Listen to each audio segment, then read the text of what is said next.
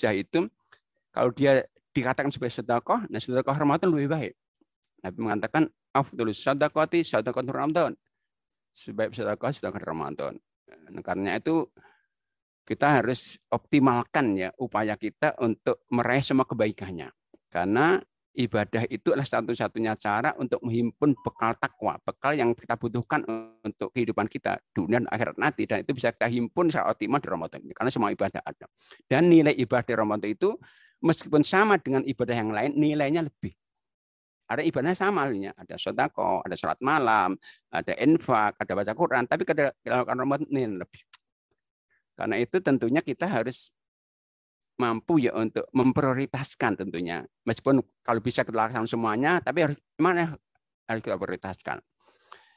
Kalau boleh saya urutkan prioritasnya, yang tentunya pertama kali yaitu tentang sholat. Kenapa sholat harus menjadi prioritas kita? Karena sholat itu penentu yang lainnya. Artinya puasa kita, sedekah kita, yang lainnya nggak akan ada gunanya kalau sholat kita nggak baik. Maka pastikan sholat kita lakukan dengan yang istimewa sekali, teristimewa. Kita penuhi semua aturannya, baik kaitan dengan rukun, syarat, wajib, sunnah. Artinya kita jaga kuantitas dan kualitasnya sekaligus. Sementara kualitas sholat itu, yang ini menjadi ukuran bagi kebaikan semua ibadah itu, ditentukan pertama yaitu tentukan pada kemampuan kita menjaga semua adabnya, rukunnya, syaratnya, wajibnya, pastikan kita terpenuhi semuanya. Yang kedua, kualitas sholat kita itu tentukan pada kemampuan kita untuk senantiasa menjaga sholat fardu itu di awal waktunya aja. Maka jangan hati-hati ya, kita jangan pernah meremehkan untuk sholat itu, jangan menunda-nunda. Karena apa? Nabi mengatakan hal yang sahih riwayat Tirmidzi, as-sholatu fi awal waqti ridwanullahi wa fi akhirih afullah. Sholat fardu yang dikerjakan di awal waktu itu ridho Allah. Ridho itu puncak cinta ya. Artinya Allah sangat cinta kepada hambanya sholat itu di awal waktunya.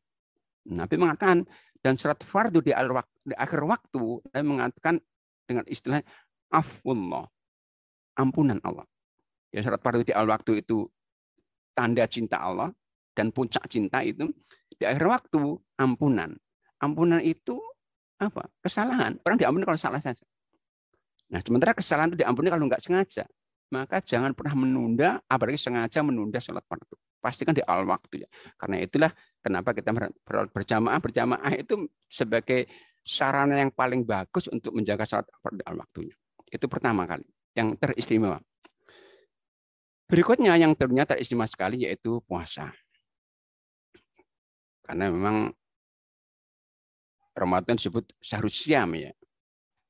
Di bulan ini Allah tetapkan kewajiban puasa. Nah, puasa istimewa kenapa? Karena puasa ini ibadah yang nilainya nggak tertanding oleh ibadah saja. Nilainya.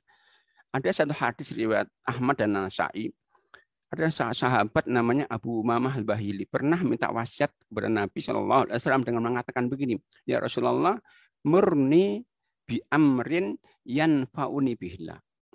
Perintahkan aku ya Nabi satu ibadah saja, satu perkara saja ibadah yang dengannya aku dapat manfaat banyak.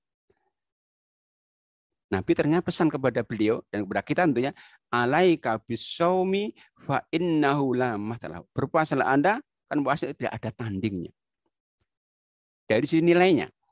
Karena itu dalam hadis Bukhari, hadis qudsi bahkan Nabi mengatakan begini, kullu amali bin adama yudha'af.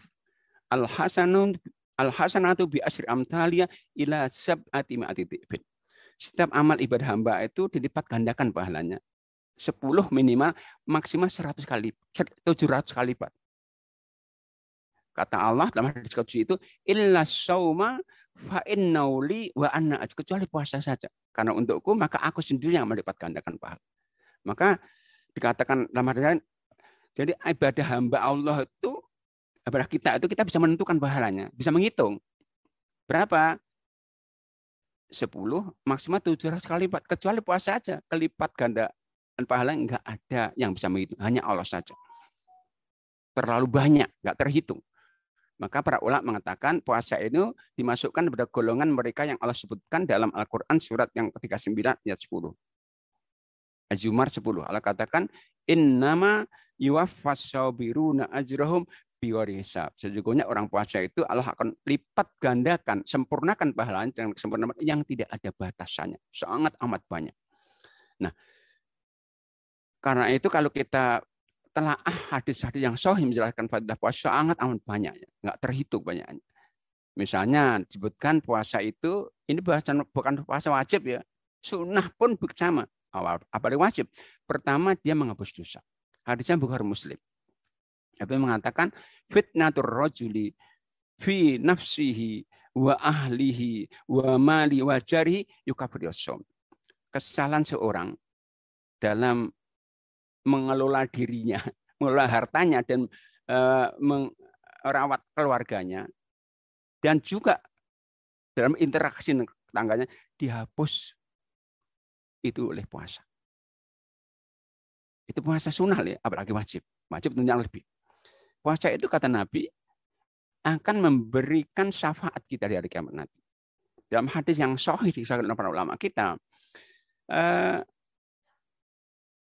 ada dua ibadah yang nantinya saat hari kiamat nanti akan diwujudkan dalam bentuk makhluk mendampingi kita saat kita hisab. Untuk apa? Diberi hak untuk syafaat. Ya Allah, ini saya puasa hamba ini. Maka hapuskan dosanya. Ringankan siksanya. Nabi mengatakan Al-Quran wassaumu yasfa'anil abdi yaman. Quran dan puasa itu memberi syafaat baik orang dari kiamat nanti. Nah, puasa itu dikatakan hadis Bukhari sunnah. Sunnah itu perisai yang dihuduskan hisnun hasinun minan nar. Dia akan benteng yang kuat untuk dari jilatan api neraka. Dan sangat banyak lagi yang hadis yang lain yang menjelaskan puasa. Sangat tidak terhingga kebaikannya puasa itu. Nah, namun asatidzah sekalian, kebaikan puasa yang begitu istimewa tadi tentunya baru akan Allah berikan kepada kita kalau puasa kita benar tentunya. Nah, puasa benar itu kalau puasa kita lakukan sesuai aturan Islam, tuntunan Nabi SAW. Yang kalau boleh saya gambarkan secara global, puasa yang benar itu puasa yang total, bukan puasa yang parsial. Puasa